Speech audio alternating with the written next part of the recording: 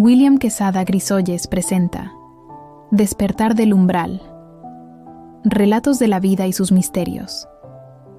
En una era donde la fe se medía por el miedo y el mundo se dividía en absolutos, existió un hombre cuya vida era una celda de reglas y dogmas.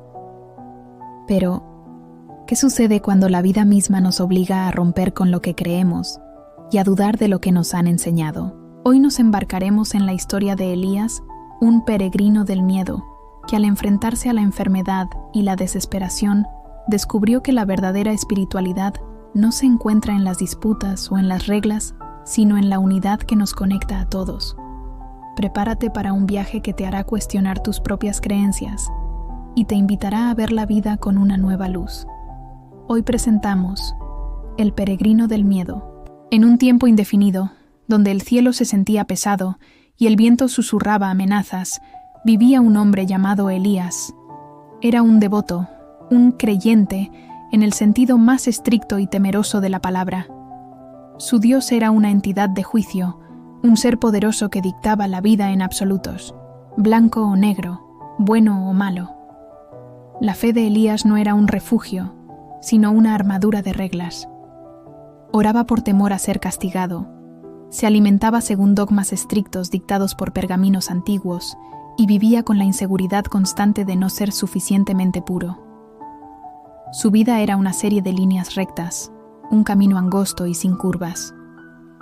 Las personas de su comunidad vivían de la misma manera, enfrascadas en disputas religiosas y un pensamiento dogmático. Se jactaban de su verdad absoluta, discutiendo si era más santo comer frutos de la tierra, como dictaba Génesis 1:29, o si era correcto consumir animales, tal como lo permitía Génesis 9:2. Elías, orgulloso de su vegetarianismo, miraba con desdén a los carnívoros, convencido de que su camino era el único correcto. Eran fragmentos de la misma creencia, atrapados en la trampa de la dualidad, separados por lo que consideraban la única verdad. Un día, una tormenta de nieve azotó la región. Elías, guiado por la costumbre, se arrodilló para rezar. Pero el frío era insoportable y el dolor en sus rodillas lo forzó a levantarse. Por primera vez, se preguntó si el Creador se ofendería por un cambio tan pequeño. La pregunta lo persiguió. Más tarde, escuchó la historia de un viajero del extremo norte, donde el sol no se ponía durante meses. Elías no pudo conciliar el concepto del día de reposo con esa realidad. ¿Cómo podría un mandamiento tan literal aplicarse a un lugar tan diferente? Su fe, construida sobre el nivel de interpretación peshat o superficial, comenzó a resquebrajarse. La verdadera crisis llegó cuando su hijo enfermó gravemente. Elías oró con todas sus fuerzas, pero nada mejoraba. Desesperado, buscó la ayuda de un sanador de otra tierra, un hombre que no seguía sus costumbres, ni sus reglas, ni su dieta. El sanador, sin preguntar por su religión, curó al niño. Elías, asombrado, le preguntó cómo lo había logrado.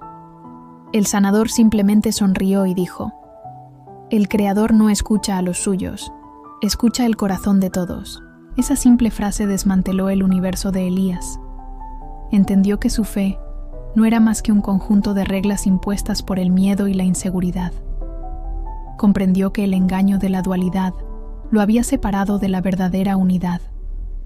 Elías se dio cuenta de que su camino no era el único, que el vegetarianismo no lo hacía más virtuoso, y que el Creador no hacía acepción de personas como le había sucedido a Pedro en una visión de la que había oído hablar. Dejó de orar solo de rodillas y se comunicó con el Creador en la quietud de su corazón. Dejó de juzgar las creencias de los demás y se dio cuenta de que cada uno busca la luz a su manera. Elías se convirtió en un peregrino, no de la tierra, sino de la conciencia. Se dio cuenta de que la verdad no es un fragmento que se posee, sino un universo vasto y en constante expansión. A través de la enfermedad de su hijo y la sabiduría de un forastero, Elías trascendió el miedo y descubrió que la fe real es el amor y la conexión, no el dogma ni la división. Aplicación para nuestras vidas. La historia de Elías es un poderoso espejo para nuestra propia existencia. Con frecuencia, nos aferramos a nuestras creencias y rutinas por miedo al caos, al juicio o a la incertidumbre. Juzgamos a los demás por sus caminos y creemos que nuestra verdad es la única. La lección aquí es que la vida es más grande que cualquier dogma. El verdadero crecimiento no viene de adherirse ciegamente a las reglas, sino de tener el coraje de cuestionarlas. Nuestra tarea es trascender el miedo y la dualidad, y en su lugar, buscar la conexión y el amor que reside más allá de nuestras diferencias. Reflexión.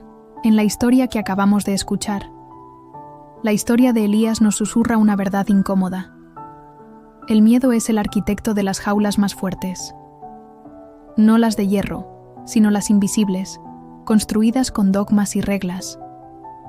Nos invita a preguntarnos: ¿qué pasaría si las verdades que defendemos con tanta pasión no fueran más que muros que nos impiden ver el vasto horizonte de la unidad?